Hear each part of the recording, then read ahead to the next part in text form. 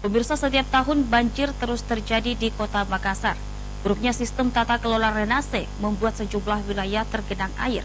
Ketua Komisi C Arifin Dengkule Dinas PU untuk betul-betul menangani masalah renase di Kota Makassar. Bencana banjir menjadi permasalahan musiman di berbagai wilayah di Indonesia, khususnya di Kota Makassar. Buruknya tata kelola renase membuat banjir terus terjadi. Menanggapi hal itu, Ketua Komisi C DPRD Kota Makassar, Bidang Pembangunan Arifin Dengkule, mendesak Dinas Pekerjaan Umum untuk serius menangani masalah banjir yang terus terjadi di Kota Makassar.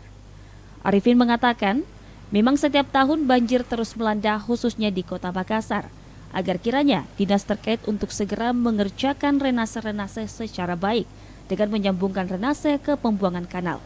Oleh karena itu kita mendesak dari Dinas PU supaya betul-betul di dalam penanganan drainase betul-betul itu nyampe ke saluran yang sebenarnya, sampai ke dalam ini sampai ke ini ke ini artinya dari drainase nyambung ke kanal situ sehingga tidak ada lagi genangan-genangan yang mengakibatkan terbanyak banjir. Dinas Pekerjaan Umum diminta memperhatikan dan segera mengerjakan wilayah yang rawan terjadi banjir di Makassar. Ardi Caho, Celebes TV. Pemirsa, informasi selanjutnya akan kami hadirkan setelah